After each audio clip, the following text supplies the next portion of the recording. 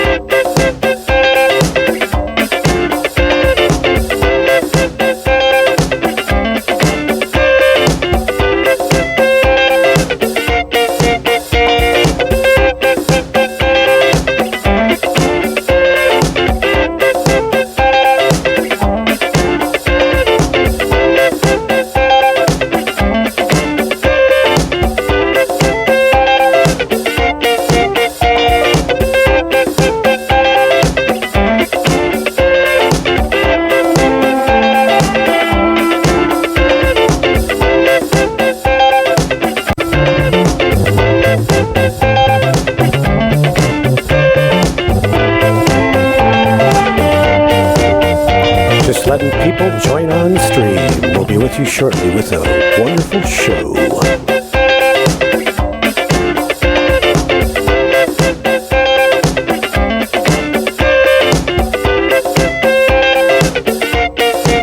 Thank you to the ones who have now joined us. Invite your friends. Share. It's going to be a doozy of a show. If you haven't heard this stuff yet. In fact, I haven't even heard this stuff yet.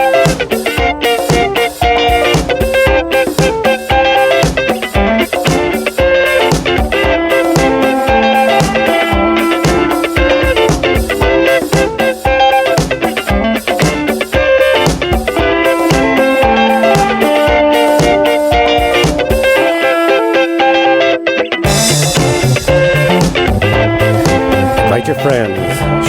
Share. It's going to be a good Friday night for everyone. Please join us. Please get other people to join us. Stay tuned. We'll be right with you.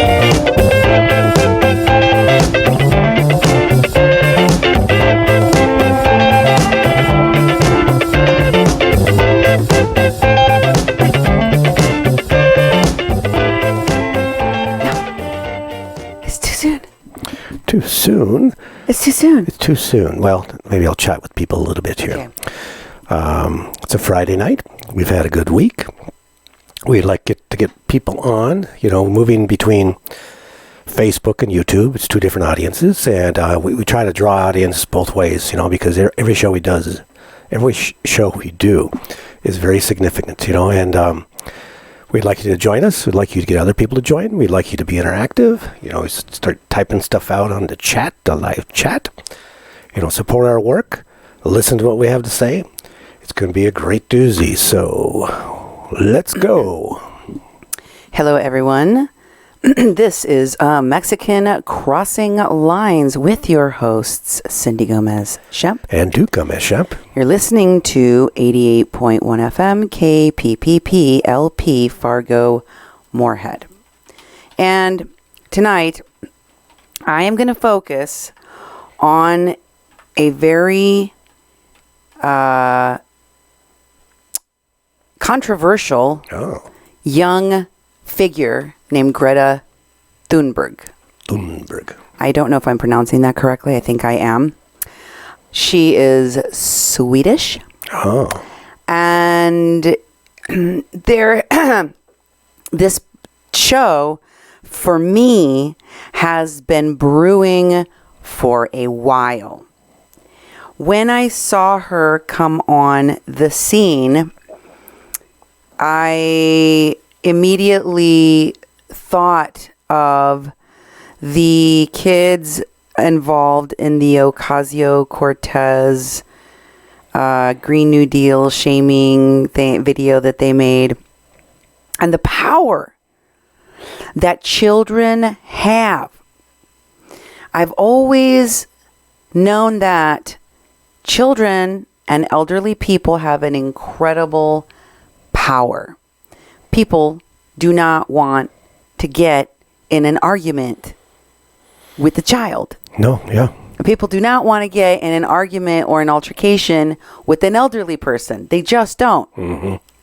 So having young kids that are speaking out on behalf of whether it's gun control or climate change, whatever, is very powerful. In terms of marketing, in terms of how people react, it's very, very powerful. So I question this, and a lot of people might have some argument or some kind of impasse when it comes to talking about climate change. But I will tell you that we are really missing the point. I don't think there's any doubt that climate change is real. I don't think that there is any doubt scientifically. I don't think that there is any doubt ecologically. We have very clear and direct evidence that climate change is real. Denying that climate change is real is kind of like sticking your head in the sand. But how we go about responding to climate change, how much climate change there is, what kind of an immediate danger are we in, and who is stoking the flames of fear around the issue are much more relevant questions and topics to argue about than whether or not climate change is real. That's right. Because the part of it that is insidious is the manipulation behind that conversation. We can't actually have a conversation about the needs for planning, caring for our resources of our planet, dealing with possible and or likely outcomes of climate crisis or climate disasters, whether that be increase in storms or what have you. Because as a world, as a united people on the earth, we're going to have to respond to these things when they come up, and we have to figure out a way of talking about them and dealing with them. Instead, what you find is people shaming each other over whether or not they even believe that there are climate changes as a result of human pollution and intervention. Yeah, and even regardless of what's causing it, is things are changing. The melting polar caps, the rise in the sea level. I mean, some of the projections, if it keeps on melting, it's going to start overtaking our coastal areas. And we can sit there and argue like we're in a bus that's about to go over a cliff, and we're going to argue inside the bus instead of trying to stop the bus. So it's things are changing. I've been to Glacier National Park many years ago, and the things I saw there aren't there anymore. And so this stuff's very concerning, and that we do need a different conversation. And we're just arguing about whether it exists or not, or it's just natural changes. Well, these natural changes, these changes are going to affect all of us, going to affect generations to come, so we need to be talking about it.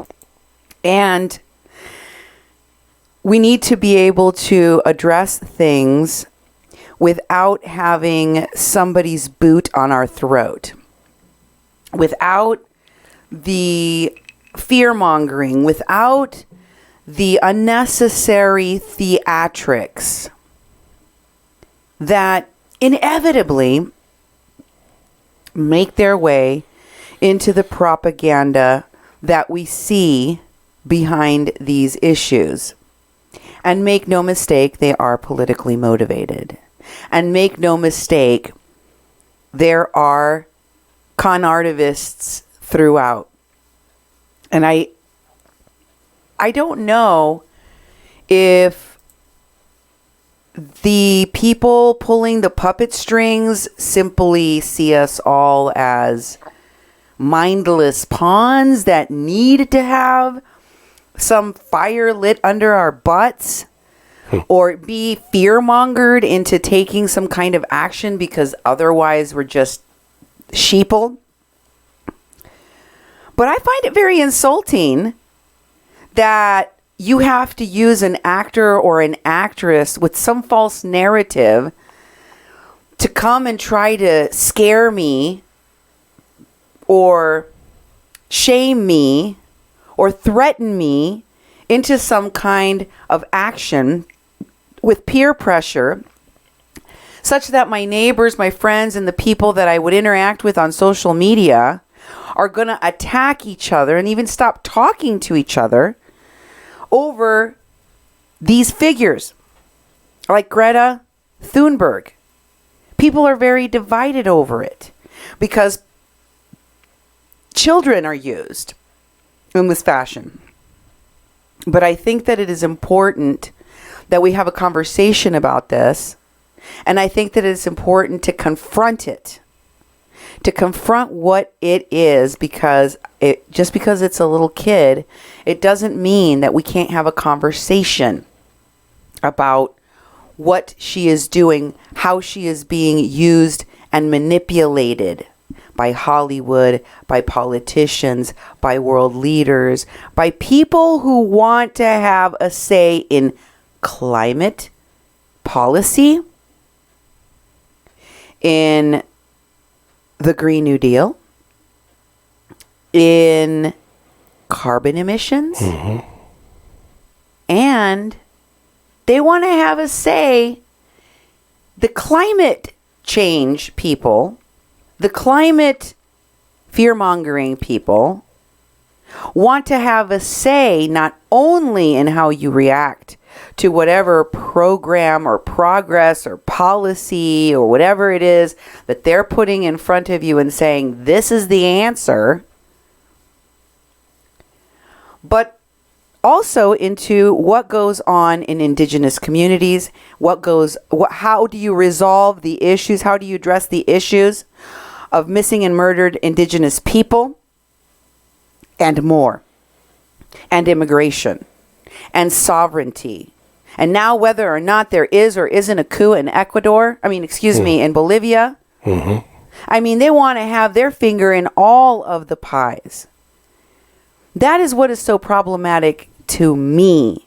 And the same actors keep popping up. Yep. It doesn't seem to me like any of these new people that come onto the stage, whether it's Greta or any of the people that have come before, recent actors and actresses that got themselves involved with the caravan and that have stood alongside politicians, that have stood alongside a number of activists and even gotten themselves into the White House. Mm-hmm. I have seen all of these things, and I wonder, how do people who consider themselves to be free and clear of accusations of wrongdoing, criminal behavior, criminal activity in the past, etc., how do they feel about associating with people like Greta Thunberg, with the people from Hollywood, with the politicians? Because I don't see that they do have a problem. They seem to just fall in tight with each other and be like. Well, there's this phenomenon in this country, this whole stardom, that if someone's a star, there's this influential person that they are important, and somehow if you're near them, that importance rubs off on you, and now you're important. It's this whole celeb status, it's a psychological thing that I think is very flawed in our country, because everyone should be treated, as different human beings, and not one person is at the top and you're at the bottom, but classism and racism does that. So this whole celeb status thing is people just love it, just oh my God, I just met a really famous musician, and I was just chatting with him on the corner. Now I'm important because I rubbed elbows with somebody. So it's that sort of phenomenon, I think, that feeds this. Oh yeah, definitely. And I don't know, are we more prone to that here in the United States? Are we so starstruck that... Yeah, the Hollywood been doing it for years. It's been the propaganda machine, since it was started, because film is fake. I mean, they were amazed in the train robbery, or the very first film where they filmed emotions and then put something else on the screen, and people thought, that's really happening, and it wasn't. And they've trained us. They trained it with imagery. They trained it with this fakeness. People get lost in these fantasy movies. None of this stuff is real. They're actors. And then you meet actors on the street, and it's oh, that's an actor I saw in the movie, and it's not really that person. You know who those people are? We don't even know who actors are because they're always acting. Miss Red Badger writes in that she could care less about celebrities. Hey, I'm with you. The more I get to know celebrities, the more I think that they're POS people. Yeah. I mean, I'm pretty disgusted with them. Yeah, and I've had people I liked, and then all of a sudden it's oh, you're involved in Standing Rock. Oh man, I used to like you. All my stars have been shot down, every single one of them. And for many, many reasons, because of what they really do in real life. This is very important, I think, to understand, because I learned this through the experience of going to Standing Rock and seeing all these celebrities and politicians, and I was like, oh my God, Raul Grijalva is here at Standing Rock. Oh my God, there's another member of Congress over there. Oh my God, there's Patricia Arquette. Oh my God, there's Dr. No. Was it Scott? No. Dr. Scott. No. Great Scott. I'm thinking about Star Trek now. No, what's his name? Dr. West. West, yeah. Dr. West.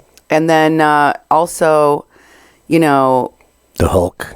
The Hulk, Mr. Ruffalo. Yep. And, so many people.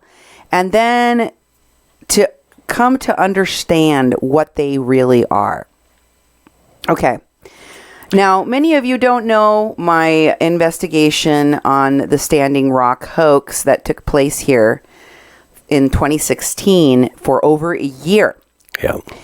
But let me just tell you that during that period of time, there was a woman working PR for Hollywood celebrities that came to Standing Rock who attached herself to me like a leech.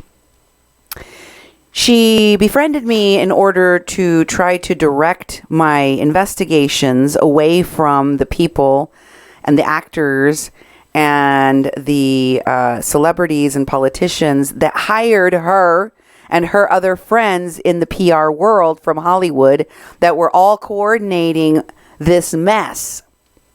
But she didn't tell me that. She just wanted to let me know that she watched my show and she's a huge fan. And, you know, she was there. So she has a lot of information. And then, of course, she let me know that, you know, she and some of her friends who went and worked at Standing Rock handle all these different celebrities. She even put me in touch with one. I think she thought I was one of those star humpers that just like gets, you know, giddy when they hear the name of a celebrity. Most of these kids are really super young that she tried to introduce me to. The one I'm speaking of is Maggie Day. Oh, yeah. Just in case you were wondering. Because there was Seven McDonald, the daughter of Country Joe McDonald and the Fish. That's from Woodstock. Woodstock, yeah. And it's 1, 2, 3. What are we fighting for? Don't ask me, I don't give a damn. The next stop is Vietnam. Yeah. And it's 5, 6, 7. Open up pearly gates. Well, we ain't got time to wonder why. Whoopee, we're all gonna die. Yes, excellent rendition.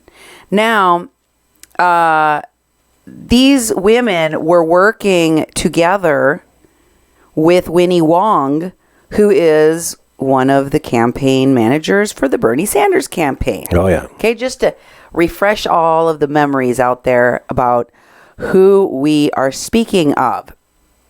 And this Maggie Day told me that the reason why these celebrities were out there is because, you know, they're well-meaning people. They really, really are. They want to do good things. And they went there hoping to help the indigenous people, especially the indigenous youth. That was paramount because so many of them are dying and so many of them are committing suicide. I mean, it's really an epidemic, and there's so much meth, and there's so much death, and there's so much suffering. And these celebrities, they have a good place in their heart, and they just wanted to go and help. And you know, that was the storyline in my head because I believed this bench. She told me, "Oh, Cindy, these celebrities are so good. Wesley Clark is such a kind person. You know, Max Carver, he's so nice." And all of these, you know, names. You would love Rosario Dawson. She is such a sweetie. I cannot even stand to watch shows she's in now. Exactly. But they told me these things and I believed them. I was like, you know, that sounds so cool. Like, they're actors by day, superheroes by night. That's right. They got together. Mark Ruffalo doesn't just play a superhero on TV when he is not working. He's doing it in real life. But that's not true. I no longer believe that nonsense because I saw for myself what these people really are.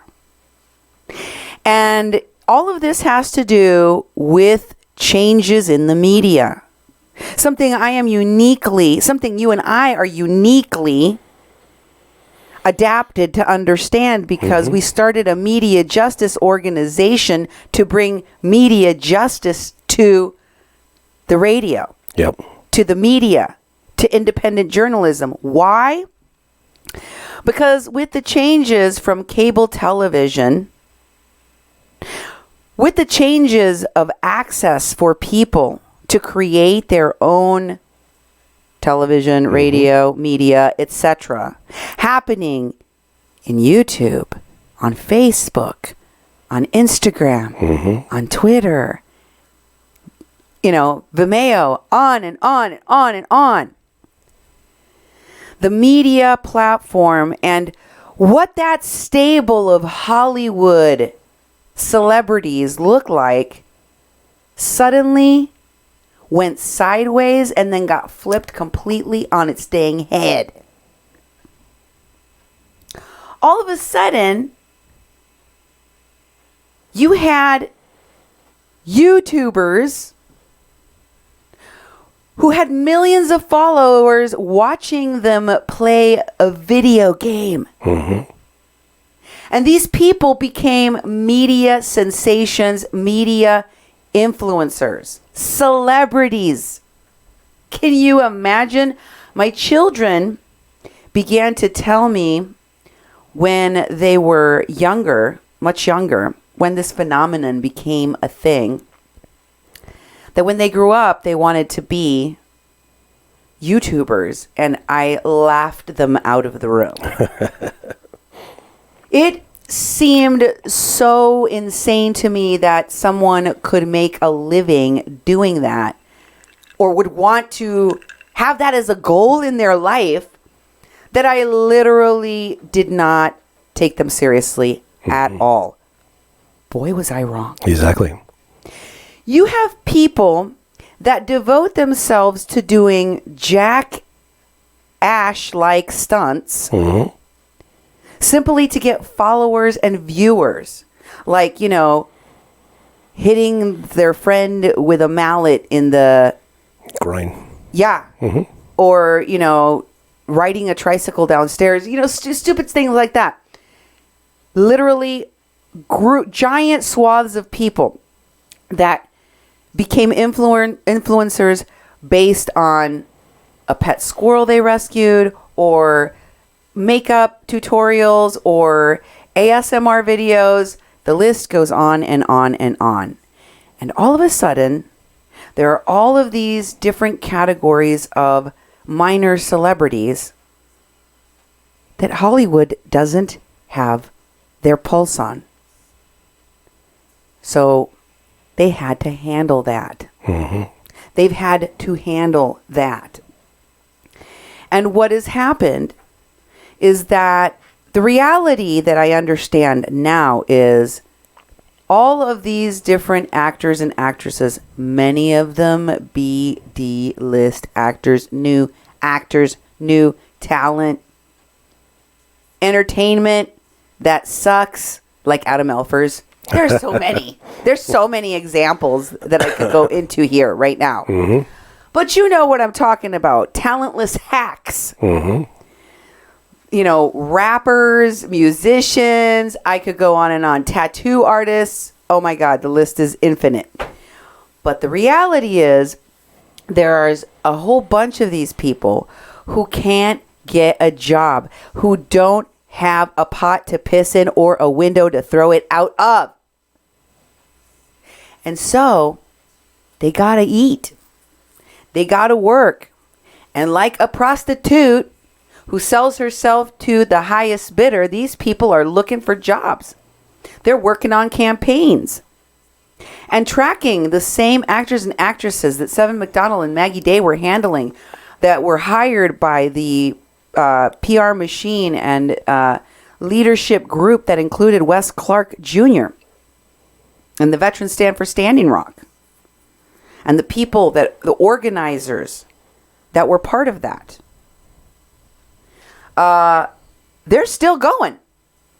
They're still going strong, and they still keep working together, and they still keep moving in the same circles from Standing Rock till this day.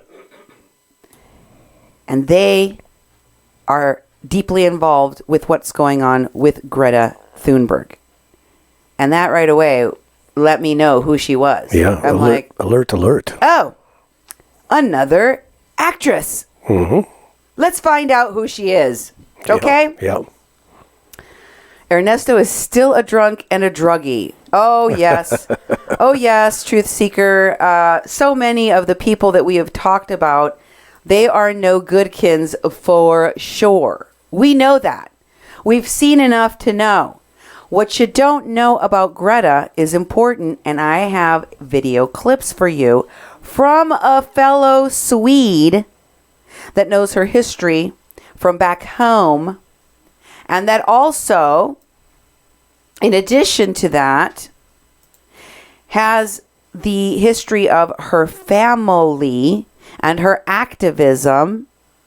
And it gives you an insight into how Swedish people think and operate, especially having to do with climate change, so you can understand better why she is this wonderkin and why even people people are listening to her here and internationally. Here is that clip.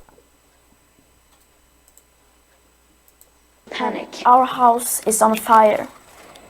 Hi everyone, Angry Foreigner here, reporting live from Sweden, a country where 46% of the population experience climate anxiety and 47% suffer from something called flight shame, which is to often feel guilty about your flying. Of course, when Sweden invents a word, it's gonna be rooted in shame and guilt. That's just good stereotyping right there. 56% of Swedes also cut down on their meat consumption because they feel guilty about the impact it's having on the environment. So as you can imagine, religious belief in the conspiracy theory of global warming is basically a norm here, and that kind of gives a cultural backdrop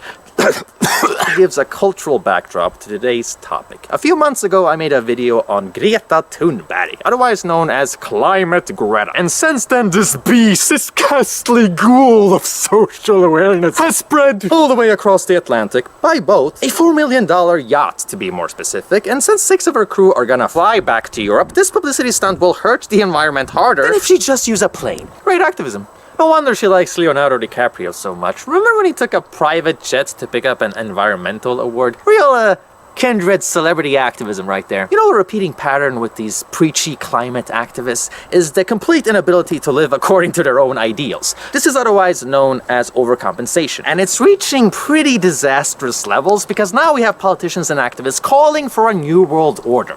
So Alex Jones isn't even a conspiracy theorist anymore, is he? Since you smelly climate cretins had to go and prove him right. We are now seeing an established term called climate dictatorship. Sweden's biggest papers are publishing debate articles advocating that we get rid of democracy and nation states in order to save the climate. This one, signed by 87 influencers and climate activists, has particularly lovely reasoning, saying, "We obviously can't handle freedom, so please take it away from us, Mr. Prime Minister." The headline literally says, "Run your people over to save the climate." End of quote. Urging the government to just not let people do anything bad. Then when people investigated the offer's social media accounts, they discovered these climate activists use airplanes more than anyone. A shitload of fancy trips and flight photos, some even while writing about climate change. It's kind of tiresome being right all the time, guys. Now,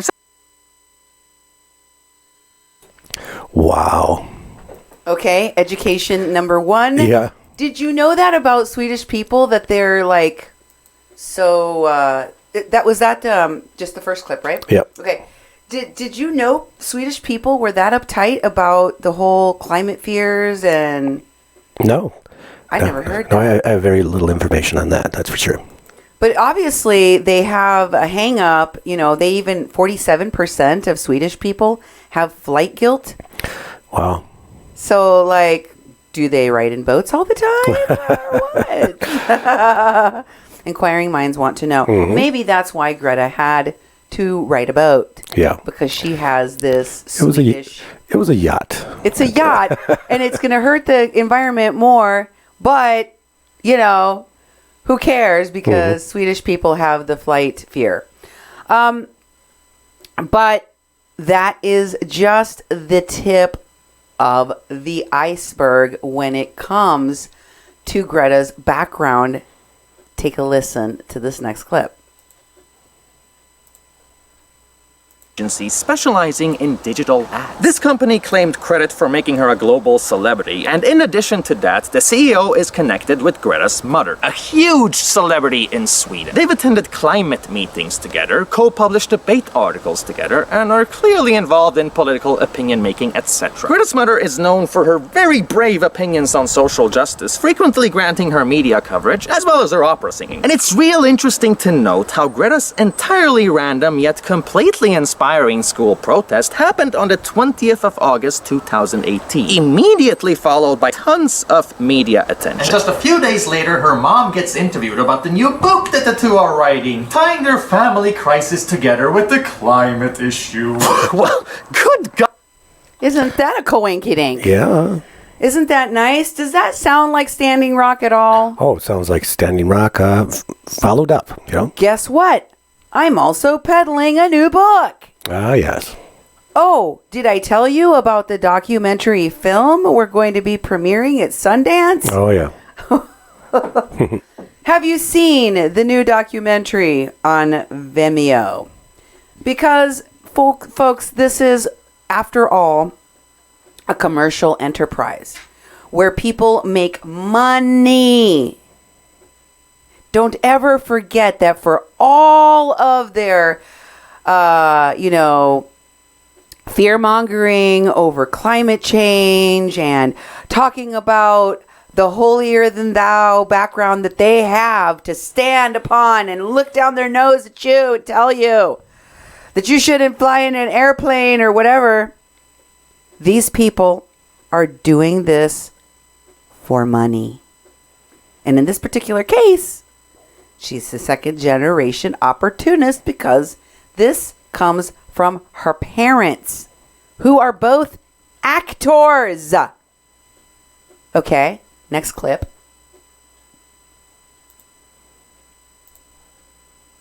Essentially created a progressive child soldier, a human shield, if you will, centered around the idea that children are children. They're so young and fragile, they don't know anything about the world, so you're really not allowed to question them when they start lecturing you on how that world works, because it's just a kid. How can you be so mean? Adults aren't supposed to tell children that they're wrong about something. Info pervert! Scoundrel! Put those hate facts away, you info pervert! Greta has literally been presented as a young prophet, while critique against her is nearly considered hate crime. But public figures are supposed to handle tough criticism, satire, and even downright mockery. So if Greta really is smart and superior, with a bigger intellect than the entire adult world put together, then how come she can't handle the demands placed on all public figures? Oh!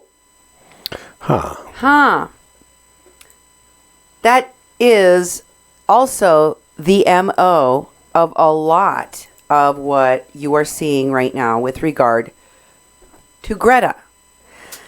I told you this is an opposition.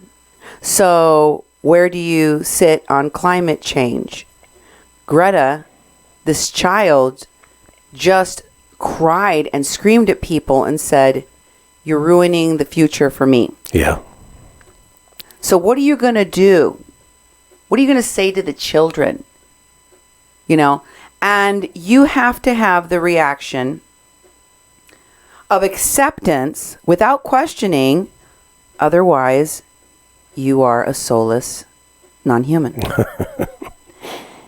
and if you question, if you say anything, then you are a hater. Yep. And I think that it really is making the point for the people that are calling BS on this group. I think that they're totally making the point. Do we have one more clip? Yes, we do. Check out the last clip. Greta is often compared to Jesus Christ, and since not even I hate Sweden. Christians that much, I feel like I want to nuance that statement. Jesus' miracles include helping the poor, healing lepers, and spending 40 days and 40 nights in the desert without any food or water. Greta's miracles include skipping school. That's one. And two is finding a way to screw the climate even while trying to save that climate. So maybe Greta isn't Jesus. Maybe she's not even a role model. And that got cut off in the very, very beginning. But he says at the beginning of that sentence, in Sweden, Greta is frequently compared to Jesus. Okay. That's crazy. Yeah. I didn't even know most of the Swedish people, or that there's a lot of Christianity there. I guess I don't know a lot about Know Sweden. about Sweden, yes. You don't. I will admit to that. But you know who does know a lot about Standing Rock and the support of Indigenous people in Indigenous media? Yeah.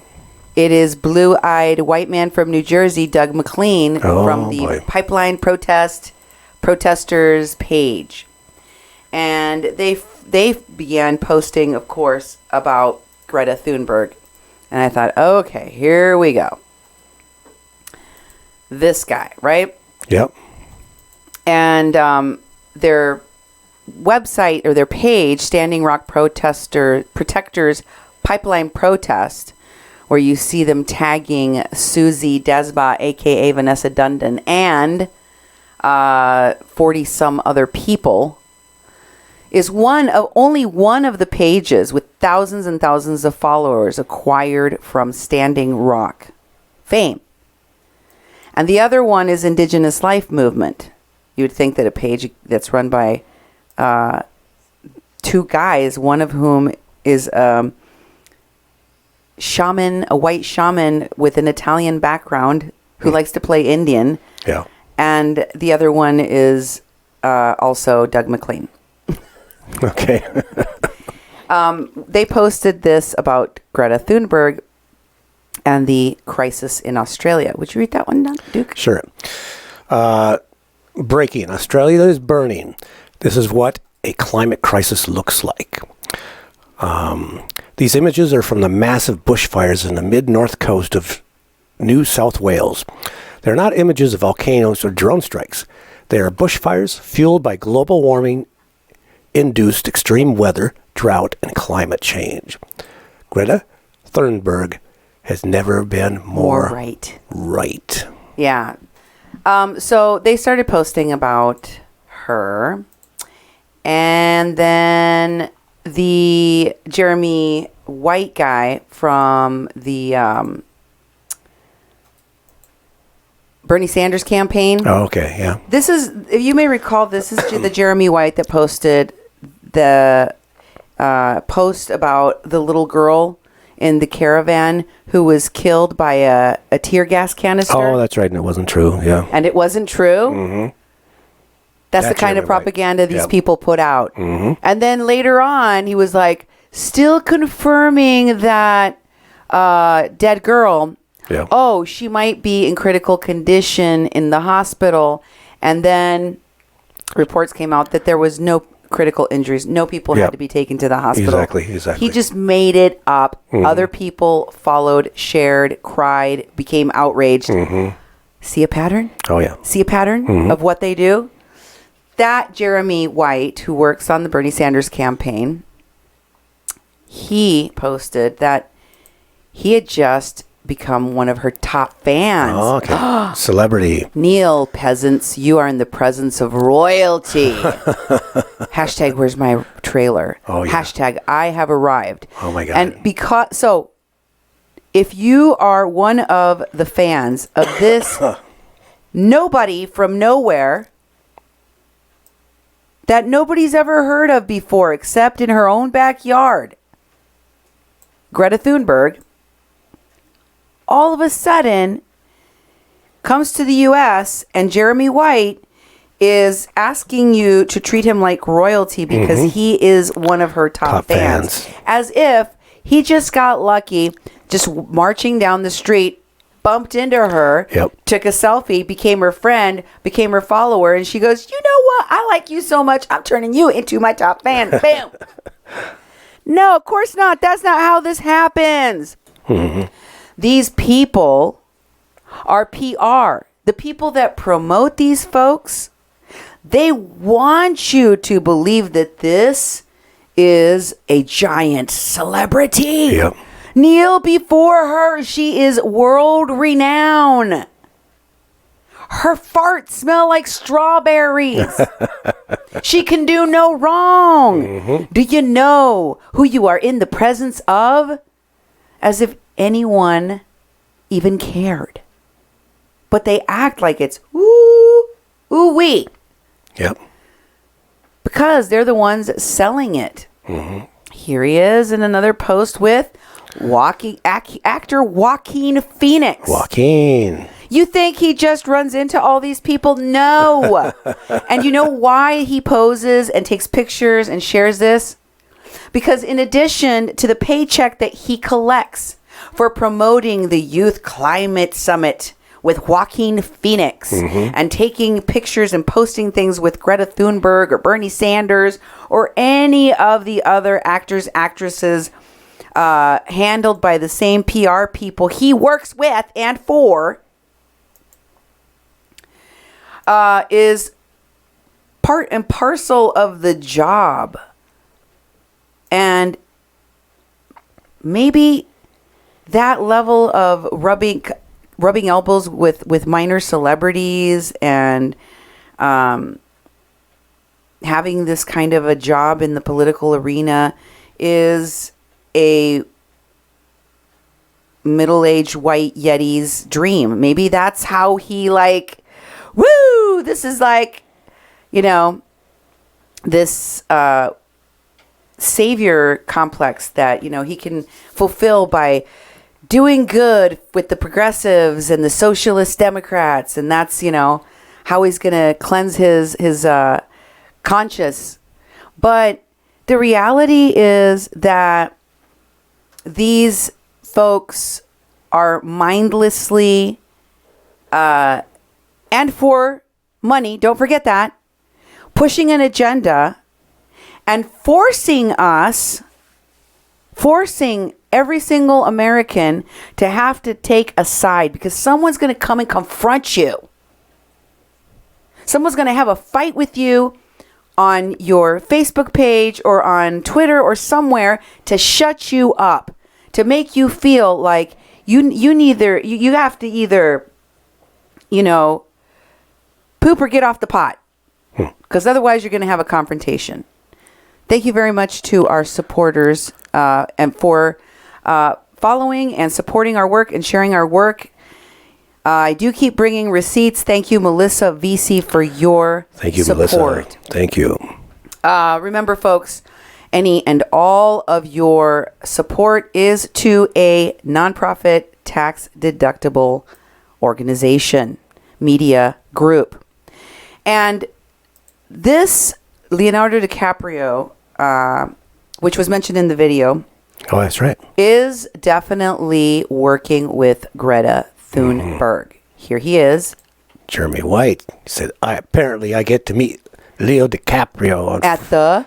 Youth Climate Strike. Right. That's who she's associated with. The climate strike. Okay. This is what she did back home, too. I see. She's like, you know what? We're going to walk out of school. I'm not going to go to school Yeah. if you don't do something about climate change right now. Wow. And she literally is talked about as if she were Malala. Yeah. Remember? Mm-hmm. As if she... And there are... I don't mean to say that there are not inspirational young people. I see them in local media stories. I see them in national media stories and international stories every day, all the time. There are definitely some amazingly brave, incredibly kind young people out there. And I'm not saying that maybe Miss Thunberg is, but she's also an actress, the child of two actors. And she most definitely is working with money and power and people creating policy and politics and moving geopolitics. Mm-hmm. And that is nothing to sneeze at. Exactly. And if she wants to play with the big kids, then she's going to have to hear the criticism of the adults. Yep. Leonardo DiCaprio is a grown man, but he also pulls a lot of puppet strings. Mm-hmm. And one of the things that is disturbing about her involvement is how the parents are wannabe whatever. Obviously, Greta's parents don't just want to be activists in addition to being actors and have their finger on the pulse of the direction of the conversation on climate change. And believe me, I am sure that there's some way that they are benefiting financially from their doing that. I mean, heck, I just showed you that they're hawking a book. Mm-hmm. Okay?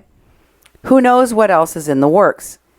Same thing happened to a young lady named Takata Iron Eyes, who sprung onto the stage of celebrity Indianness during Standing Rock. Mm-hmm. She, too, is the child of a very prominent Native American so-called leader, Chase Iron Eyes, associated with one of the many organizations that raised millions of dollars for legal support the Lakota Law Project. And again, the Lakota Law Project lawyer, Danny Sheehan, is from a California organization that frequently goes to these conferences, along with one of the other founders of that pipeline protest page that Doug McLean runs with that Italian shaman, Jim Grey Wolf Peruzzi. Okay. And they talk about the star people and Martians and shaman and all sorts of crazy nonsense junk. Okay? Crazy nonsense junk. That is, frankly, it's embarrassing that these people are going into that space. I showed you in past shows. If you don't believe, go look. Go to kpppfm.com.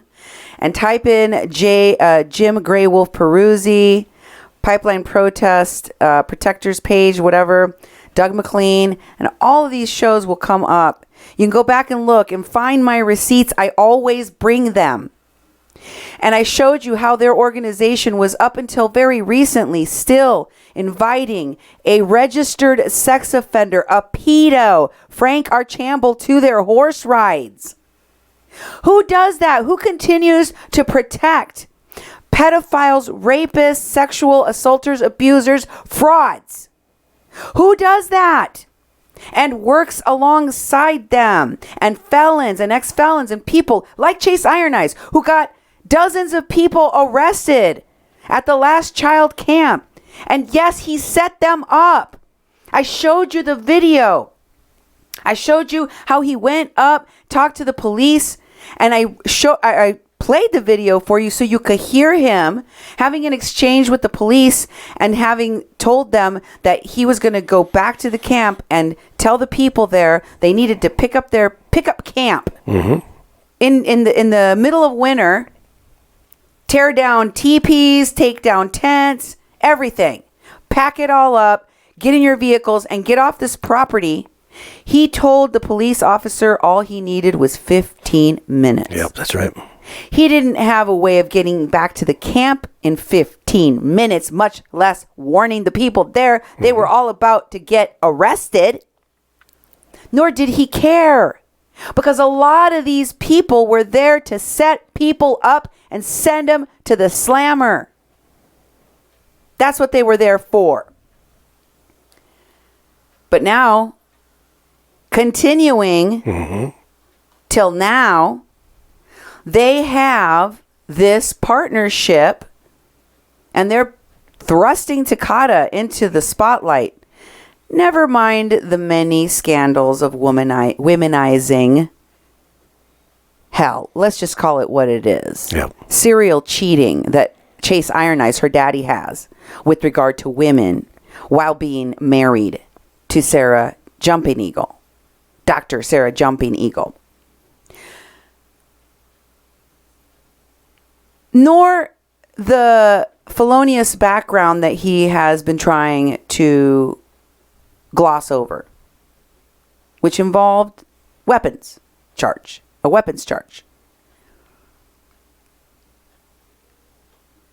Nor the allegations made by indigenous women who have worked with him that he basically has stolen their work, used them, abused them. This is what he's doing with his child. He's partnering her up with Greta Thunberg. Hell, why not? We already dragged her name through Standing Rock and beyond. Why not get involved now with this? And they're speaking at the Indigenized Energy Forum. Here is the poster from the event showing that they were going to be speakers at this event. And under Greta Thunberg's name, it says, what is her achievement? She is a youth environmental activist that is nominated for the Nobel Peace Prize. Oh, okay. Boom. What is Takata? Her title is also youth environmental activist, but she's the board member of Indigenized energy. Wow. What? So LaDonna Allard started a nonprofit that includes all these different things, that funds all these different things. And one of the many things it funds is a media for youth led by Takata Iron Eyes. She is also, over and over and over again, you see the same faces. Takata Iron Eyes, the International Indigenous Youth Council, the Nathan Phillips Youth Council people, the same people over and over and over and over again. You're not helping the tribe. You're not helping the community at large. You're not helping to fix a problem. You're helping a handful of Indians, most of whom don't even live on the reservation, enrich themselves at the expense of their communities. That's what you're seeing. And selling and tokenizing, selling ceremony like they did at Burning Man after Standing Rock, like Chase Iron Eyes did.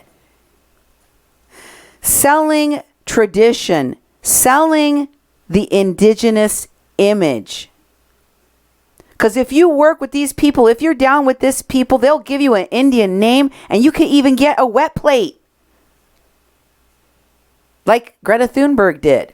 Yeah, she got a wet plate too. Huh. Here is the artist, Shane Balkowicz.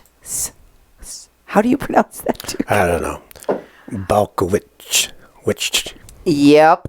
And of course, that is the guy that did all of the wet plates that you saw of people that were involved in framing Kathleen Bennett and all of the shenanigans and criminal activity that took place at Standing Rock, including Mulaney Stoneman and Akichida Hokusida, a.k.a. George Lemaire, ex-felon, drug dealer. So many of these folks. Yeah, I just have to say something about this wet plate thing, There was this photographer in the 1800s that went around the Midwest, and he did wet plate photography with the Rikara, the Lakota, the Mandan, the Hidatsa, the Dakota, and he did these wet plates of people. And he displayed them, made lots of money. And what he did is he illustrated these people, these lost people, these extinct people. In fact, what he was criticized for is he made the Indian communities look like they were extinct. Because the wet plate, is it's a type of photography that's, it makes everything, it's old-timey looking photography. In fact, it was mentioned that Greta had wet plate photography. And if you look down to the bottom, it's that style. You've probably seen it. You've probably seen it before. So whenever I hear anybody associated with wet plates of today, I know they're fake. I know they're fakers. I know they're involved in promoting things that aren't true. So Greta shows up, they do a wet plate. Susie Desba shows up, they do a wet plate. In fact, we had at the museum, this artist film, his wet plates were on display at the our local one of our local galleries here, and we looked at it, and I was looking around. I'm like, oh man, what are they doing? They are creating another imagery, imagery that's not even true, and making people like they're becoming extinct. It's the same sort of thing that photographer was criticized for, but they're spinning it around the other way to use as propaganda. So anytime I see a wet plate thing with anyone, I know they're fake. And elevating on a wet plate to the status of celebrity, because you know what? They don't care that the imagery is gross, reductive, that it causes erasure and extinction, as you mentioned. Remember the pictures that they showed of the noose and some of the other imagery that they had on display. Yeah, with the oil. The oil noose. And the noose and the oil. And I was like, whoa, like this is meant to be very, very like triggering and controversial, but they don't care. They're Hollywood Indians and they're sellout allies, all of whom shake hands and give each other validity, as Arvel Looking Horse, one of their spiritual leaders, did when he gave this young lady a star blanket. And people in local communities just lapped this up like milk and honey. They were going, progressive white people were like, oh my God, this is delicious. Look at the guy in the big headdress shaking that little white girl's hand. Is he going to have a tear in his eye? Are we going to see this on a commercial? I want a Coca-Cola. Because that is what this is reduced to. You know, this is not saving climate change. This is not really. This is the same guy, Arvel Looking Horse, greeted serial rapist Red Wolf Pope to the camp. Are you kidding me? This man don't care who he allows to usurp, to steal, to... And you know what? I'm just going to come out and say it. Yeah. Arvel Looking Horse and many of these Hollywood sellout Indians are happy to be out there promoting themselves and the Greta Thunbergs of the world and giving them their celebrity, granting them this position to speak. You know what? You know what that means, don't you, Duke? Greta Thunberg's an Indian by proxy now. Oh, yeah. Yeah. Yeah. She can now go around and wag her finger with a star quilt over her shoulder and say, you're ruining the environment for the 7 generations. And she can do it with Takata Iron Eye standing next to her. And then she can tell you that she wants to walk in a good way and burn sage and say Wopila and Minnie Wachoni. Oh, yeah. And turn into so many of these white pseudo-Indian people who think that it gives them some kind of moral superiority to play Indian while they yell at you about climate change. But I'll tell you what, I see through that. It doesn't get to me. And let me show you more about the family, because people everywhere are getting woke. People are figuring out who Greta is, what she really is, and they're letting other people know. This is a post in Spanish, as you can see, where people were talking about this quite some time ago. I actually was planning on doing this show even before we went to Mexico. So months ago, I was gathering this information. And some of it was sent to me by many of you. So once again, thank you to all of our followers and listeners for all of your support. We really couldn't do this work without you. Duke, I don't think that you've told folks where they can find our old shows, podcasts, where they can donate, also how they can follow us on social media. Yeah, I haven't done that. You should tell them. Okay. Well, hey, there's many ways to get a hold of us. Obviously, on Facebook is one way, and then this YouTube channel, Duke1517. We'll do super chats. I also post all the shows we do on Facebook on YouTube, and likewise I take anything we do on YouTube, and I do a link on our Facebook page. So you can find us there. If you'd like to give us a call on our call-in line and leave us a message. Our number is 701-566-0917. Again, it's 701-566-0917. You can leave up a message up to 3 minutes. I think the recording on is a little messed up because I had some problems with it last month, but I'll get that fixed. But it's me on there. At least you'll recognize my voice. Leave a message. If you want to do email, you can send Cindy an email at cindy@kpppfm.com or me, Duke, at kpppfm.com. Also, don't forget to go to kpppfm.com. We have all of our recent shows on web pages, so they're a little easier to find. When you try to hunt through Facebook or hunt through YouTube for our shows, they tend to get buried. There we have a Mexican Crossing Lines and all of our shows there, as well as our other programming that we actually work on here in the Fargo-Moorhead area.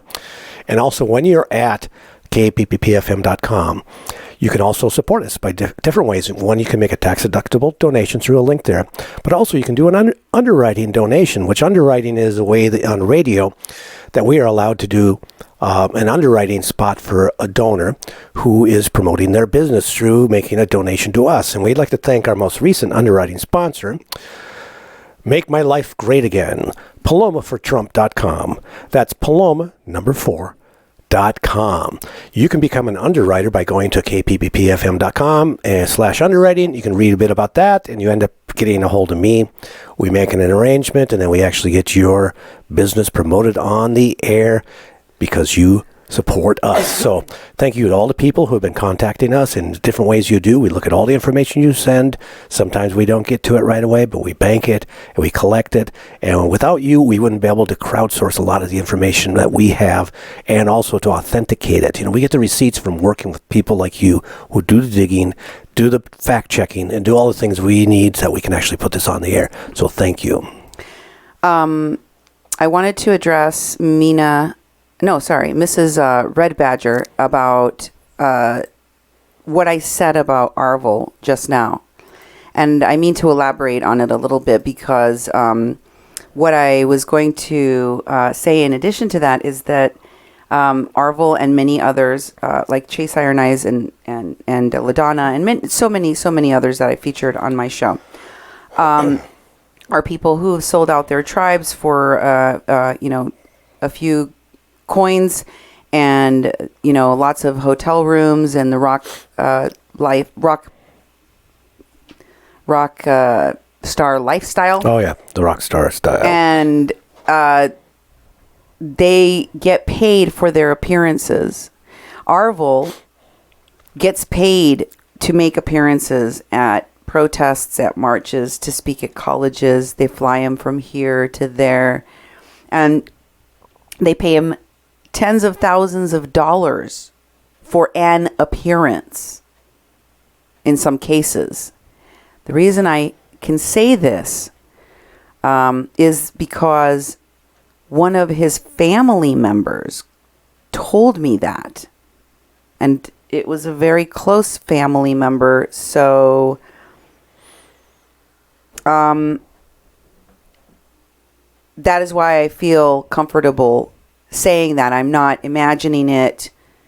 And the same person also told me that Arvel had abandoned their family member and taken sides with Mulaney Stoneman against this family member. Kidnapper.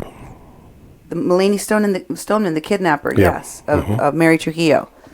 That is the person, the kind of person that Arvel is, according to his own family. Okay? So, I understand that Arvel may have saved your son at some point, but it does not excuse how he has allowed himself to be associated to and work alongside, given visibility to, lifted up, giving legitimacy to, all of these, the parade of people that he has done that have turned out to be horrible, and many of them even seriously dangerous criminals. Doesn't excuse it. Not for a minute. So, don't have a lot of love, support for that.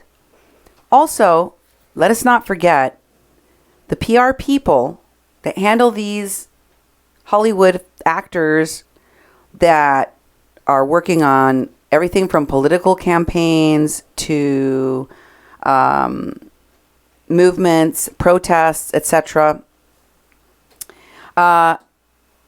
They have an agenda, a political agenda, policy agendas. The actors are working because actors need to work. And it's a thing now that you can, one of your jobs you can get, if you can't get in a movie or a show, if you can't even get in a Netflix special, then you can work as an activist and get into the media and you know, you can work on someone's political campaign in California. And, you know, you can still get some gigs. You can still do some things, you know? Mm-hmm. You got Danny DeVito doing it. I mean, everybody's got to go slumming sometimes. Yep. And this is a gig. And they're okay to work with politicians and political campaigns such as Bernie Sanders because many of them have and still do. And they don't mind working with people in media fronting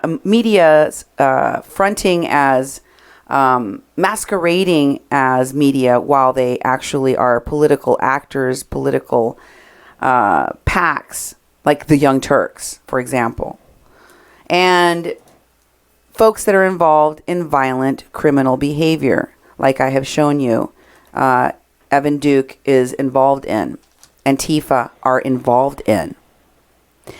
And so it was quite disturbing when people discovered and saw that, oh, looks like Greta Thunberg and her family are proud anti-fascists. And in this picture, you can see that they're wearing the Greta and her mom and dad are wearing the next one, honey. They're wearing Antifa T-shirts. And these Antifa T-shirts, supposedly, she had made a post about how this T-shirt that she was pictured in, and she was actually sitting on that couch next to another person. It was some shirt she borrowed. But I guess if it offended people, then she's going to delete the post from her Twitter account. So sorry. Yeah. But then people brought this picture up and said, hey, wait a minute. If that was a borrowed shirt, if the shirt wasn't yours, if it belongs to your friend, then that's how you explained away the fact that you would be wearing an Antifa T-shirt. But what about your mom and dad? Yeah, where'd they get theirs? And how come they're so proud?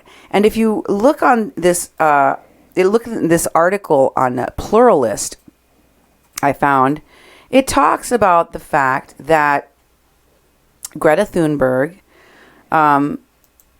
basically removed this tweet, and we're at the Pluralist now. I don't think I have it. Oh. I think I might have missed that one. You might have missed it? Yeah. Okay, well, it says Pluralist screenshot, and let's see. Nope. She tweeted, yesterday I posted a photo wearing a borrowed T-shirt that says, I'm against fascism. That T-shirt can apparently, to some, be linked to a violent movement. I don't support any form of violence, and to avoid misunderstandings, I have deleted the post. And of course, I am against fascism. So, to be clear, Greta wants you to know she's an anti-fascist. That wasn't her shirt, though. Why not just say, not that I care, but guess what? I'm an anti-fascist and I'm proud of it. Why not just say that? Why do you have to throw in the part about it not being your shirt? You could say, you know, for the record, I borrowed that shirt, but I would proudly own that shirt and wear that shirt anywhere because my mom and my dad have one, and we would say we are anti-fascist, so why not get a T-shirt? Right? Right. Why try to deny in some fashion that you're in any way associated to anti-fascists and the violence that comes with them, these anarchists, right? Mm-hmm. Why would you try to deny that in this tweet and even remove the picture that you originally tweeted wearing the T-shirt? Inquiring minds want to know. Thank you so much to those arriving late to the show. We are on fire tonight exposing this Greta Thunberg and the many things you may not know about her connections to the con artists at Standing Rock that I have been tailing and investigating for over 3 years now. So I know a lot. And when I see These folks get together. I know what they're doing. Because conning people, defrauding people, lying to people, putting out propaganda is what they do. They literally work for PR people in Hollywood. Yep. Mary said, I'm late, but shared. Love your topic. It's late Thank you. coming. Yep. I was just telling folks that I had been planning on doing this show since before I left for Mexico. But then when I got back, there's so many really important topics I wanted to cover. So, by the way, Charlie Kirk had tweeted that Congress brought a 16-year-old Swedish girl, Greta Thunberg, before the House Foreign Affairs Committee yesterday. She's been pictured wearing pro-Antifa clothing and raising money for Antifa causes in Europe. Wow. So it ain't just the shirt. So you know. He goes on. This is the Democrats' star witness, a supporter of domestic terrorism? Remember when someone chased down AOC in that hallway and asked her if she denounced the Antifa activists that tried to blow up an ICE building, and she said, I'll get back to you? Yeah. Remember? Why is it, do you suppose, that these democratic socialists choke and punt on the question of, do you support Antifa and the frequently violent criminality that goes along with them? And they're like, I am an anti-fascist. Yeah. That wasn't my t-shirt. Exactly. Why do you suppose they choke on that one? Oh, well, I don't know why they choke on that. They should be prepared to be criticized heavily. I think they've been getting away with enough stuff, and Antifa creates this mind-meld, propaganda that they've been trying so hard for the past couple of years to make themselves look like they are the saviors to all of us. And they bring in their thug antics, they bring in their violence, they bring in their criming, and they've gained a lot of steam. And they've been out there busting heads and disrupting protests and, kind of ruining it for everybody that's actually trying to do that sort of activism. But when they're held, they're not used to being held accountable. So when they're confronted, they're like, oh, we didn't practice lines on that one. So I think it has to do with their lack of preparation and their delusions. Now let me shed some light on the hypocrisy here. Yep. I know this is going to really make people mad at me. But it had to be said, and it's going to be said right now. Well, actually, Terrence K. Williams on Twitter said it with a picture of the mom and the dad wearing the same T-shirt as her, and the a picture of her at the UN, where she's speaking at the microphone with her purple shirt on. And it says, why exploit children? Greta Thunberg said the world is coming to an extinction. Why is she not at school? We're still on that article that you missed earlier, honey. Yeah, I have it right here. That one, yep. But just about halfway down. And it says, why is she not in school? Why do her parents have her in an Antifa t-shirt? And then it says, libs say that we shouldn't speak about her, but they bashed the innocent Covington Catholic school kids. Interestingly, speaking about the Covington Catholic school kids, remember Chase Iron Eyes and friends from people like the Bernie Sanders Native American liaison, Tara Houska, attorney also with the Water Protector Legal Collective, Tara Houska, Nathan Phillips, and Chase Iron Eyes, and Tokata, all were there with the Covington Catholic hoax.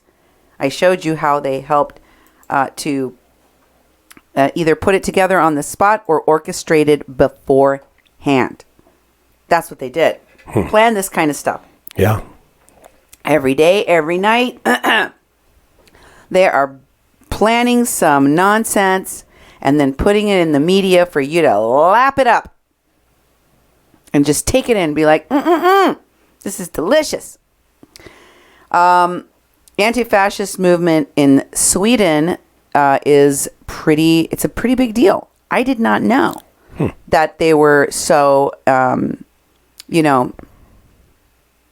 big, and that they, committed violent attacks on media people, etc., and that was, a thing that happens in Sweden.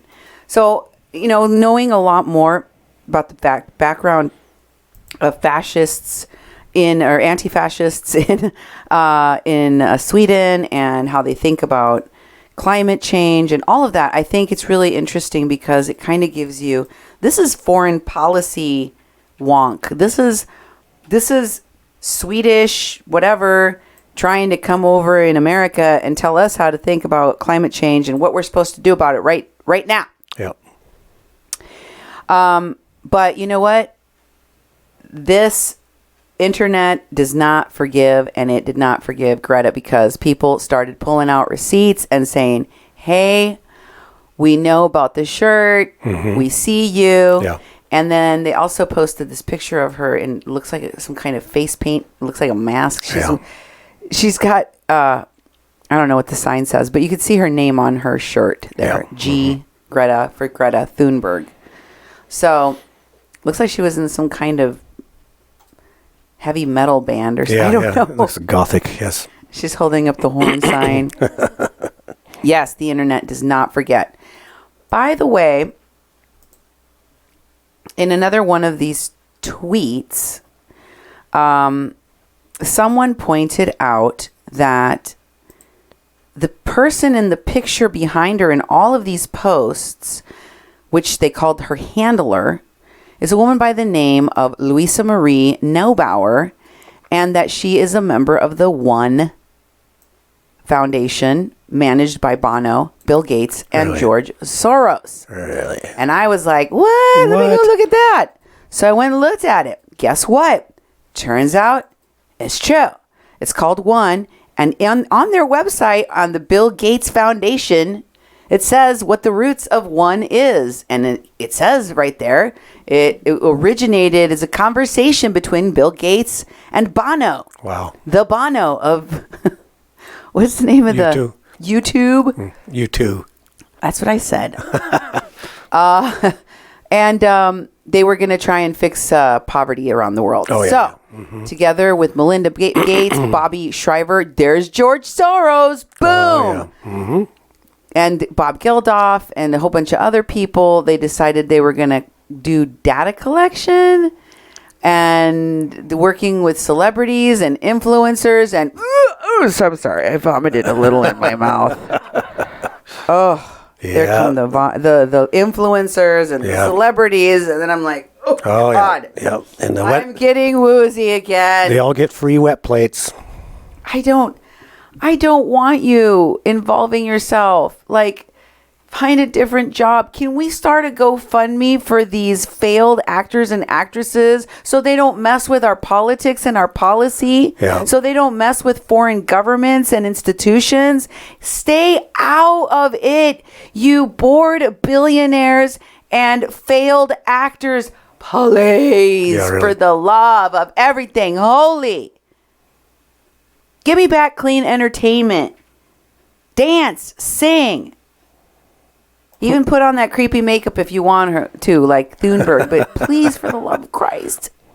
And then, of course, you got Bono that has bio out there that says he's a co-founder of One. Mm-hmm. And, of course, it says, a lot of stuff about his background. But, he talks about the fact that he wants to work on fighting to stop poverty, extreme poverty, and preventable diseases, that everyone should be able to live in a dignified manner. It sounds wonderful. And then he's also the co-founder of RED, which is partnership that raises awareness about AIDS. Okay. Yeah. And if you look down at the bottom, it says that he helps raise funds, that, they've got Melinda and Bill Gates involved, and an honorary British knighthood. Oh, really? They got award-winning musicians. They've got and these activists and everybody. Ooh, you should see all the people they got working with them. And look at the board members. Who's right there in the middle? That's David Cameron, the former UK Prime Minister. That David Cameron is on their board of directors. Wow. Yeah. So is it any wonder that Greta is gone hither, yon, and thither, including all over the world, like Montreal. Here she is in Montreal. I'm sorry, I'm going at lightning speed for you, but there's a lot of these. And I want to show my receipts. Here she is in Montreal being welcomed by, given the authority by Native leaders, Indigenous leaders. Yes. And they talk about this in a Teen Vogue article. Of course, Teen Vogue. Oh, yeah. They're always doing their thing. They're talking about the youth-led, because once again, just like Standing Rock was youth-led, remember? Oh, yeah. Supposedly, yeah. Like Maggie said. Mm-hmm. But what about the youth? All of these people were using the youth, okay? They used the youth to get to your wallet, to pull on your heartstrings and get to your wallet. They're using another youth. This time, she's Swedish, but she's also got a wet plate. Mm-hmm. She's also got a star blanket. She's also working with the youth-led climate justice group. And look at who is there on this Teen Vogue article. This is The Guardian, honey. We're looking for Teen Vogue. Yes, thank you. This Teen Vogue article. Who is in that picture at the top? All the way at the top. Oh, you don't have the top. Well, they've got the protectors of sacred sites. There's pictures of a lot of what looks like Indigenous people out in the middle of, a reservation, honestly. And it says at the very top that youth from around the world are urging action to address climate change crisis and are ramping up their efforts. The Greta Thunberg called to action at the United Nations summit, and now she's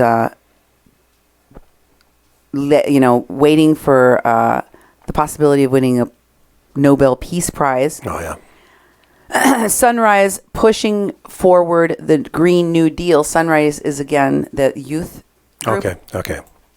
The ongoing school strikes around the world, including one held on March 15th, they have continued to show this generation's commitment to the cause. And then they go through all of the different things that they're going to be doing, which is changing policy and lawsuits, of course, and raising money for the lawsuits. Different supporting different climate organizations, these nonprofits and these organizations that are doing the cool work, and divesting. Sound like the same recipe over and over again? Same thing. Rinse, repeat. And it's also very telling that AOC and that Green New Deal keep popping up in the conversation. Democratic Socialist, AOC, yes, the same one. Why, do you mean the one that talked to Greta Thunberg and was recently featured in The Guardian? Yep. Yes, that Greta Thunberg. Of course, she says to, Alexandria is quoted as saying, she was really wallowing in despair for a time in her life. It's on the next slide. And she asked herself, she didn't know what to do. Literally she was like, She had no idea what to do. I mean, this is just before she decided to run for Congress. Oh, yeah. Okay. She had no clue what to do. She was, in despair. She said that she was just showing up. She was like just going through the motions, couldn't do it. And then all of a sudden, it was so liberating when she took her first action and went to Standing Rock in the Dakotas. Remember, it's her origin story. Yeah, that's right. To fight against a fracking pipeline. It seemed impossible. Really? There was barely any mention of you being there when you were campaigning. Why are you pulling this rabbit out of your hat now? Are you also proud to say of who you were in that wigwam, did you call it, in the article? Yeah. Sweating with the group of women that made you so proud? Yep. You want to tell us about that? How come she's remained silent on that whole thing until now? Yep. Now she's bringing it out. Oh, yes. And the only picture, the only evidence that she was even there. You didn't even get a picture with an Indian? Yep. You didn't get no star quilt? You didn't go stand next to Tulsi Gabbard? You didn't go find Patricia Arquette? You didn't take pictures with any of the other politicians and actors and quote unquote Hollywood Indian leaders? None. This is the only picture that you had of you being in Standing Rock. And it's not even of her at Standing Rock. It looks like, well, maybe from a distance on one of the main roads. Yeah. Because during the winter, but look at the buildings behind there. It looks like, I don't know. I don't recognize That looks them. like a regular street somewhere, especially with all those big looking houses, look like buildings, structures all the way in the back there.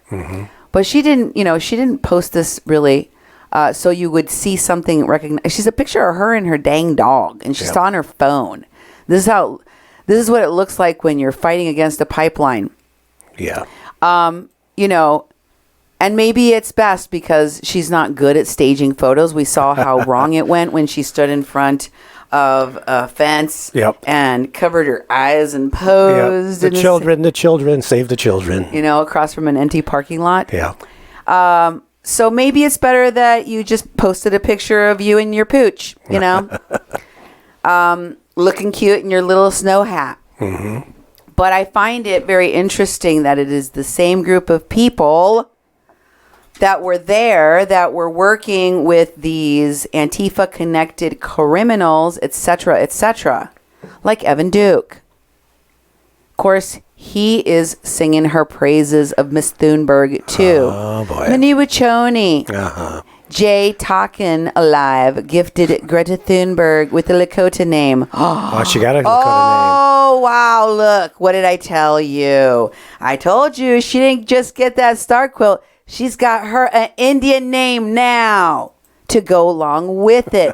So when she goes and speaks in front of groups of people at universities at the UN, they're going to have a giant screen with her wet plates up there for you to be looking at. And she's going to introduce herself and she's going to say, my name is Mapiyate Echinyatan Hinwin. Yep, exactly. And that means we stand with you. We appreciate you.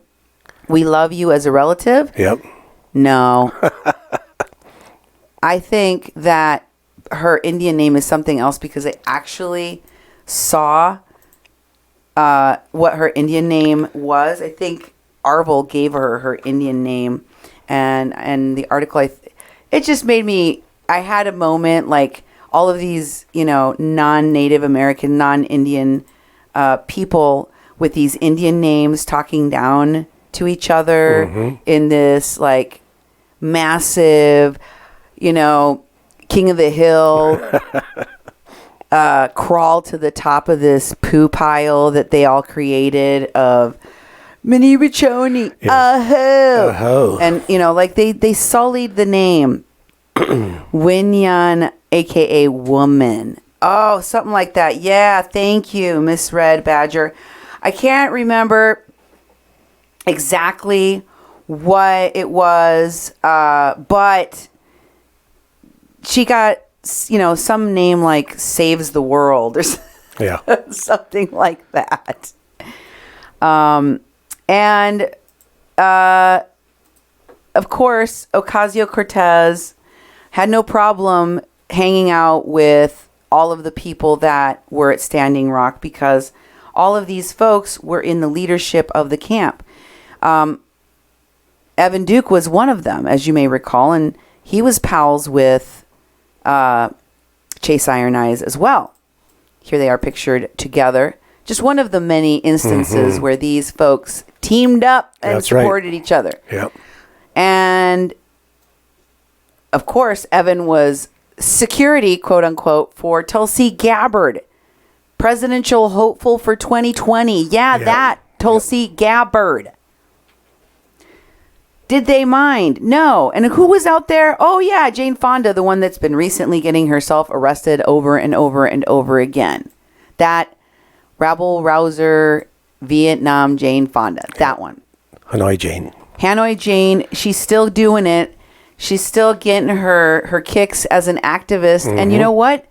It suits her. Look at her in her cute little beret and her polka dot scarf.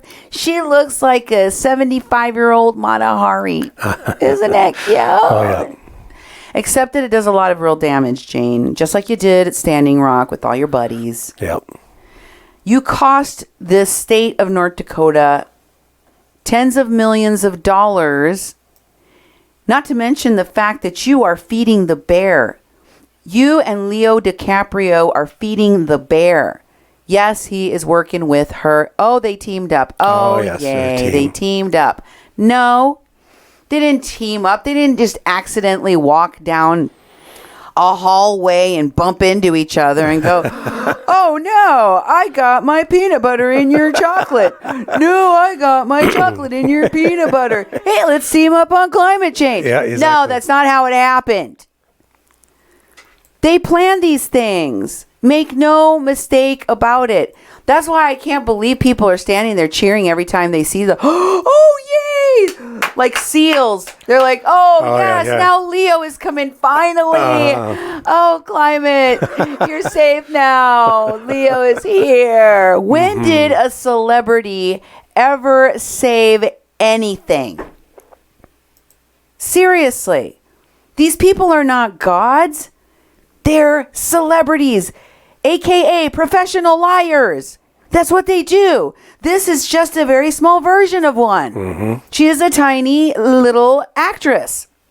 She is also being promoted by Missing and Murdered Indigenous Women hashtag at the IIYC family, which is the International Indigenous Youth Council. You remember them, don't you, Duke? Yes.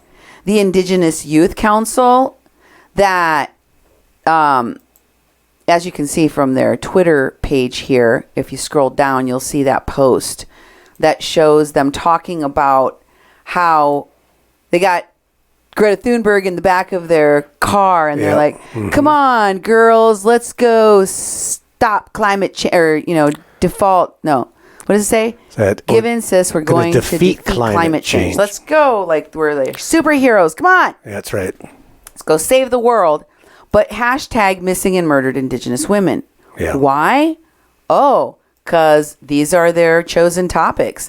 This is what Congress and members of Congress with whom these people work with whom they have lobbied, with whom they have gotten in bed with, have told them there's going to be allocations of money for at the federal level to find missing and murdered Indigenous women. Cindy McCain was working on that right after Standing Rock with Heidi Heitkamp. And they set aside $50-some million for that. Who's going to be in line to get that money? Well, if you're Native American and you're already doing the thing and you're in the limelight, and say you're already looking for and already may have even found a missing and murdered Indigenous relative, you might qualify for the moolah. Get in line. Step right up. Gravy train starts now. And Mulaney Stoneman is right at the front of that line. So many people involved in the scams and the scandals that happened at Standing Rock are getting in the front of that line. Don't think I don't see you. Don't think I don't notice that y'all are claiming to find people that are missing, and missing people that may not be gone at all. Mm-hmm. And don't think I'm not gathering evidence. I don't have all the pieces yet, folks. But something smells in Denmark. Oh, wait, that's Sweden, right? Yes. Wherever the stink is coming from, it's not adding up. Something is off. Something is wrong. Those of you who've been watching the people in the leadership of this hashtag missing and murdered Indigenous women, people, men, you know, some of the things that have been getting put out there, they're not right. It's not right. They're not right. It's a bunch of window dressing for people to cash in on some of the greatest moving issues of the day. All of these people are in it to win it and in it to get that moolah. Guess who likes on their page the Indigenous Youth Council? Who? OJ Pitaya. This is from her page. You can see she's got the Colibri Center for Human Rights, which is LGBTQIA. Mm-hmm. She's got Undocumedia, and she's got the International Indigenous Youth Council. This is just among the many connections she had to people and places and things at Standing Rock. Mm-hmm. No matter how much she wanted to tell you, she didn't promote it. Yeah. She promoted the hell out of it. She likes their pages. Mm-hmm. She's friends with them. She posts on their pages. They post on her. Mm-hmm. They promote each other. Yes, they do. And don't forget, who else was promoting that group? It was none other than the Indigenous Environmental Network's Dallas Goldtooth. Mm-hmm. We've seen what they've been involved in. Who do they hire? People like Sherry Foytlin, the Disney witch laughing protester that was calling, chanting the cops and Klan go hand in hand in Utah, and then getting arrested. Going and getting arrested and then going and harassing different children's detention facilities. And I mean, seriously, the integrity that is lacking in a lot of the folks that are involved in these groups and that are working toward supposed change are really a lot of folks, I feel, are in it for stardom and money. Mm-hmm. And that includes a lot of these media allies. They want to get they want to get some journalistic award, some recognition, and they're willing to write puff pieces and take photographs and belong to media platforms that were created overnight at Standing Rock, like Women Indigenous Media. Mm-hmm. One of the women that we've seen involved in a lot of the Standing Rock phony supporters, Tina Pugliese, recently featured, in fact, in the article that I shared with you by Garrett Blair. You remember Garrett Blair? The very, very young reporter. Oh, okay, yeah. That was in intercontinentalcry.org. He had his big blog in there. Well, I noticed recently that they were Intercontinental Cry and many of the people in these networks of the Border Support Network. Many of these folks have been posting these articles about the report on Indigenous rights. And it's got Ecuador and everybody's in there. Everybody, all of the Indigenous people's rights issues from around the globe that they're focusing on. And I look at it, and there's Tina Pugliese, and I thought she was with the Indigenous Rising Media started by Myron Dewey, but it turns out no, she's also this is the woman that was traveling around with all of the women that were doing the divest thing. Oh, okay. With Tara Houska and Michelle Cook and Washday Wee Young and Sarah Jumping Eagle. She was also, Tina Pugliese was the one that went and did media work with LaDonna Allard in Hawaii. Yeah. She is worked with Myron Dewey. She has done all of these things. She's closely connected to the woman that almost had her arm balloon off. Wilansky. Sophia Wilansky. And of course, she is also part of this organization called We Can.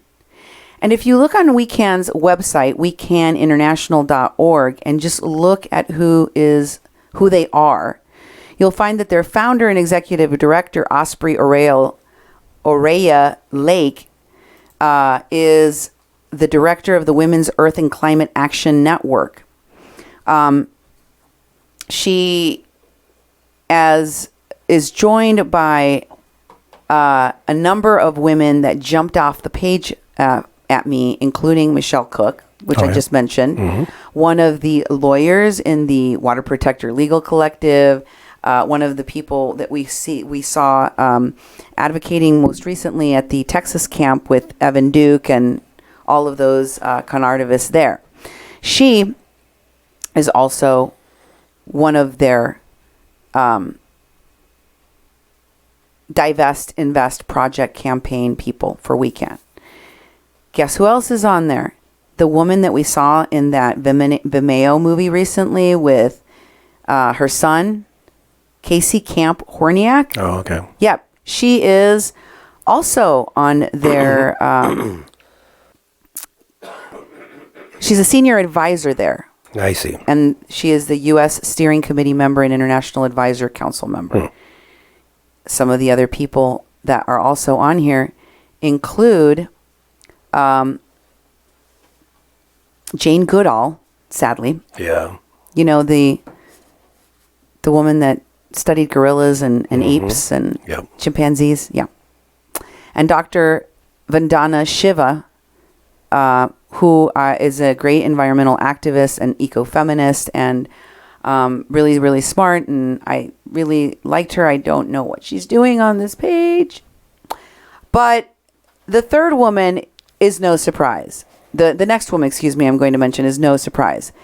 It's none other than Naomi Klein. Naomi Klein. And, once I looked up this Women's Earth and Climate Action Network International, I came to find that it is one of the projects of Leonardo DiCaprio's foundation. Okay. That's where the connection. Yeah. Okay. So this cluster has been brewing and growing since Standing Rock, maybe even before. Who knows? He certainly continue to work with each other. I showed you that DiCaprio was connected to Standing Rock. Here he is again. No surprise. It's a hard and bitter pill to swallow, but you know what? You had to know the truth about Greta Thunberg. Thanks for listening, and please share. Help us wake more people up to the reality of what these con artivists are. I will be bringing you much more detail on the tentacles that come out of this monster trying to, this kukui trying to scare you about the climate crisis and what you're supposed to do about it here on A Mexican Crossing Lines with your hosts, Cindy Gomez-Schempp. And Duke Gomez-Schempp. You've been listening to 88.1 FM, KPPPLP Fargo-Moorhead, where we are adding local color to your airwaves. Thank you and good night.